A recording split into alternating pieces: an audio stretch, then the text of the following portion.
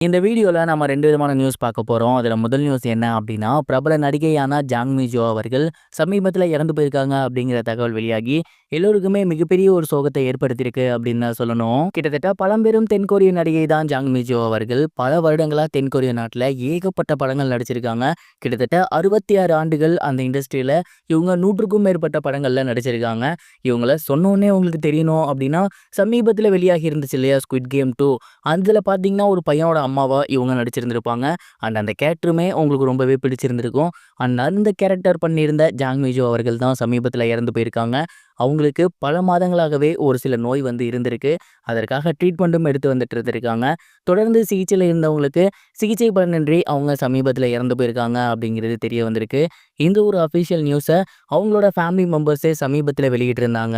இந்த ஒரு நியூஸ் வெளியானதிலிருந்தே தொடர்ந்து ஏகப்பட்ட பிரபலங்கள் தங்களோட கண்டோலன்ஸ ஷேர் பண்ணி வந்துட்டு இருக்காங்க. அண்ட் ஏகப்பட்ட ரசிகர்கள் தங்களோட கண்டோலன்ஸ ஷேர் பண்ணி வந்துட்டு இருக்காங்க. குறிப்பா ஸ்குவிட் கேம் 2 பார்த்ததுக்கப்புறம் இவங்கள பிடிச்சு போயிருந்த நெறைய பேர் இருப்பாங்க இல்லையா? அவங்க எல்லாருமே அவங்கள மிஸ் பண்றோம் அப்படிங்கிற மாரி இவங்களுக்கு தங்களோட கண்டோலன்ஸ பதிவு பண்ணி வந்துட்டு இருக்காங்க. அண்ட் இந்த ஒரு நியூஸ் பார்த்தீங்கன்னா, இப்போ சோசியல் மீடியால ரொம்பவே வைரலா போய்க்கிட்டு இருக்கு. தென்கொரிய நாட்டுக்கு அரசாங்கமுமே அவங்களுக்கு தங்களோட கண்டோலன்ஸ பதிவு பண்ணியிருக்காங்க. இது ஒரு புறம் இருக்க ஆக்ட்ரஸ் சாய் பல்லவி அவர்களுக்கு உடல்நலம் முடியல அப்படிங்கிற தகவல் சமீபத்தில வெளியாகி, அவங்களோட ரசிகர்களுக்கு மிகப்பெரிய ஒரு சோகத்தை ஏற்படுத்தியிருக்கு அப்படின்னு தான் சொல்லணும். தமிழ் மற்றும் தெலுங்கு இண்டஸ்ட்ரியில மிகப்பெரிய ஒரு ஹீரோயினா இருந்து வந்துட்டு இருக்கவங்க கூடியதான் சாய் பல்லவி. தெலுங்குல நம்பர் 1ல இருக்காங்க. தமிழ்ல பல வருடங்களா மிகப்பெரிய ஒரு ஹிட்டுக்காக காத்திருந்தாங்க. அமரன் படத்தின் மூலியமா அந்த ஒரு வெற்றிடத்தை நிரப்பியிருக்காங்க. அண்ட் இப்போ அவங்க வந்து பார்த்தீங்கன்னா, ஹிந்திக்குமே ஒரு படத்துல நடிச்சு வந்துட்டு இருக்காங்க.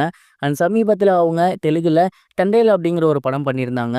அதோட ட்ரெய்லர்லாம் ரிலீஸ் ஆகி ரசிகர்கள் மத்தியில மிகப்பெரிய வரவேற்பு பெற்றிருந்துச்சு. சமீபத்தில அந்த படத்தோட இசை வெளியீட்டு விழா நடந்திருந்துச்சு. அண்ட் இந்த ஒரு ஃபங்ஷனுக்கு சாய் பல்லவி அவர்கள் கலந்துக்கல.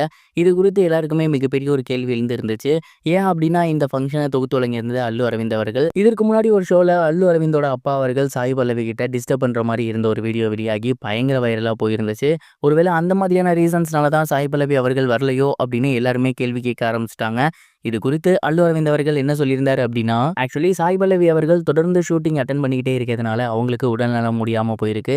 சமீபத்தில அவங்களுக்கு காய்ச்சல் மற்றும் தலைவலி காரணமா அவங்க எந்த ஒரு ஷூட்டிங்குமே அட்டெண்ட் பண்ண கிடையாது. இந்த ஒரு காரணத்தினால தான் பார்த்தீங்கன்னா, சாய் பல்லவி அவர்கள் இந்த ஒரு ஃபங்ஷனுக்கு வரல. அண்ட் மார்னிங்கே எனக்கு கால் பண்ணியிருந்தாங்க அண்ட் மெசேஜ் பண்ணியிருந்தாங்க. சாரி என்னால வர முடியல. பட் கண்டிப்பா இந்த ஷோ மிகப்பெரிய அளவுல மக்கள்ட்ட ரீச் ஆகும் அப்படிங்கிற மாரி சொல்லியிருந்தாங்க. நாங்களுமே எங்களோட டீம் சார்பா நீங்க நல்லபடியா ரெஸ்ட் எடுங்க அப்படிங்கிற மாரி தான் சொல்லியிருந்தோம். கண்டிப்பா தண்டேல் படத்தோட வெற்றி விழால அவங்க கலந்துக்குவாங்க. அத நீங்க பார்க்க தான் போறீங்க அப்படின்னு ரொம்பவே பாசிட்டிவா ஆன்சர் பண்ணியிருந்தாரு. சாய் பல்லவிக்கு உடல்நலம் முடியல அப்படிங்கிற நியூஸ் வெளியாகி அவரோட ரசிகர்களுக்கு மிகப்பெரிய ஒரு கவலையை ஏற்படுத்தியிருக்கு. சீக்கிரம் குணமாகணும் அப்படின்னு ரசிகர்கள் சோசியல் மீடியால சொல்லி வந்துட்டு இருக்காங்க. இதுவரைக்கும் கனெக்டிங் டிவிக்கு சப்ஸ்கிரைப் பண்ணனா மறக்காம சப்ஸ்கிரைப் பண்ணிக்கங்க. உடனடி அப்டேட்ஸ் பெறுவதற்கு நோட்டிஃபிகேஷன் பெல்லையும் கிளிக் பண்ணிக்கங்க.